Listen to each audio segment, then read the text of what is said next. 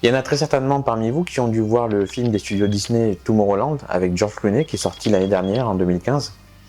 Et j'imagine que les plus geeks d'entre vous auront tout comme moi remarqué la très sympathique horloge à base de tube Nixie qui fait entre autres office de compteur.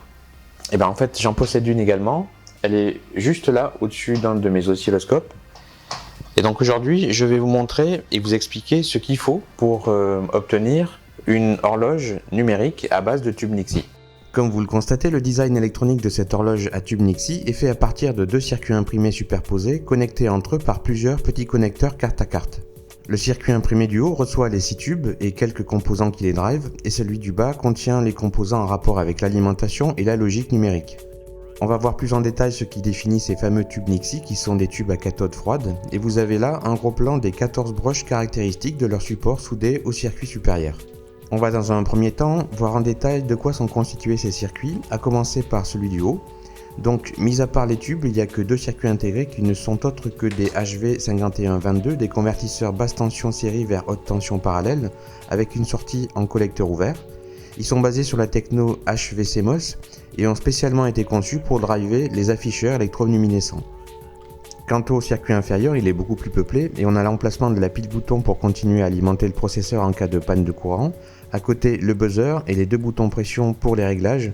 Puis plus loin, on trouve le cœur logique du système, un microcontrôleur PIC 18F13K22 en boîtier SSOP avec son quartz de 4 MHz. Cette puce contient notamment dans sa mémoire flash le code machine qui fait tourner l'horloge numérique. Et ensuite on a ici l'étage d'alimentation avec 12 volts continu en entrée, conçu autour d'un convertisseur boost Maxim Max 771 et d'un transistor de puissance IRF 730. Et tout ça c'est pour fournir les 175 volts nécessaires au tube et aussi un rail de 5 volts pour le microcontrôleur grâce à un régulateur de type LM7805. Ces deux circuits imprimés sont donc des doubles faces avec aucune couche de cuivre intermédiaire et ne sont utilisés que des composants traversants et aucun CMS. Et je vais maintenant vous présenter les 6 tubes Nixie que j'ai achetés pour utiliser avec ce kit. Ils sont de fabrication russe comme d'ailleurs la très grande majorité d'entre eux.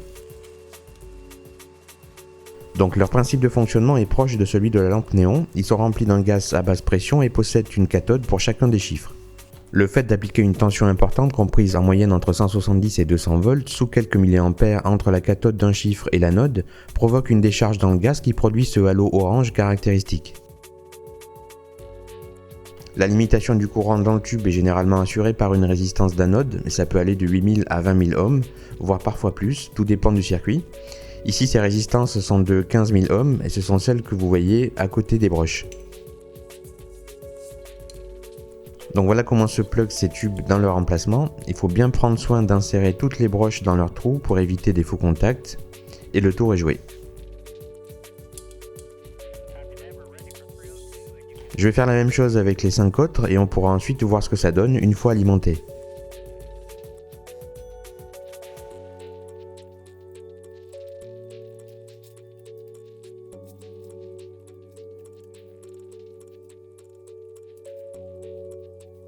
Voilà, alors par contre avant d'envoyer le courant, il est toujours important de vérifier que toutes les broches sont correctement affichées, sinon l'affichage risquerait d'être incomplet s'il y a des faux contacts. Tout a l'air bon, donc on peut injecter le 12 volts à l'entrée. Et voilà donc l'affichage caractéristique d'un tube Nixie.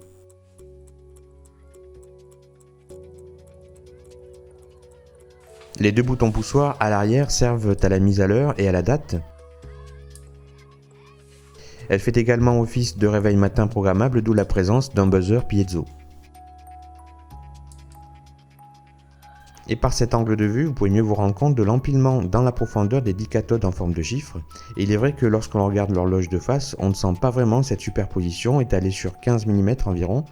Donc c'était plutôt ingénieux comme système qui a été introduit par Burroughs au milieu des années 50. Et je vous propose que l'on termine cette brève par une analyse rapide du schéma électrique de ce modèle d'horloge. Vous avez là une vue d'ensemble, et si on s'approche du module d'alimentation dont la tension d'entrée est en plus 12 volts pour un courant d'environ 300 mA, On constate d'une part qu'il est chargé de fournir un plus 5 volts propre et stable au pic 18F, et pour ça, un régulateur 7805 et 4 condensateurs sont utilisés. D'autre part, pour la partie qui délivre les 175 volts continus au tube, on utilise un convertisseur continu boost max 771 conditionné par un pont diviseur à deux résistances en série de 200 kΩ chacune. Et ce max 771 est bien sûr couplé à un MOSFET à canal N IRF 730 au niveau de la quille.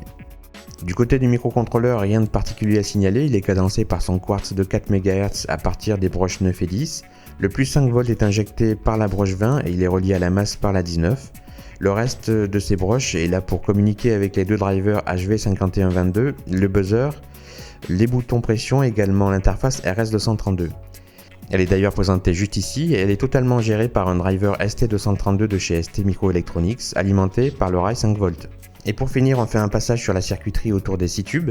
Et il faut savoir que le circuit intégré HV5122 est compatible avec les très populaires SN74141 de chez Texas Instruments qui date du début des années 80. Et qui est un décodeur BCD, qui est le système de numérotation qui signifie décimal codé binaire assez classique en électronique. Et ça c'est pour le pilotage des tubes Nixie qui leur correspondent.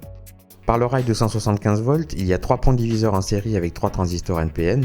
Ces ponts conditionnent 3 transistors PNP dont le collecteur est en série avec les résistances d'anode de chacun des tubes. Et je trouve que c'est un montage plutôt bien approprié pour ce genre d'application. Par contre, vous aurez sans doute remarqué qu'on ne retrouve pas ce montage à base de 6 transistors dans le kit que je vous ai montré parce qu'il s'agit là d'un schéma utilisant des circuits compatibles 74-141. Avec les présents HV5122, c'est un peu différent puisque cette partie est gérée dans la puce. Voilà, vous trouverez comme d'habitude sur le site internet de la chaîne le datasheet de tous les composants abordés ici. Si le contenu vous a plu, faites-le savoir par un petit pouce bleu. Merci d'avoir pris le temps de regarder et à une prochaine fois.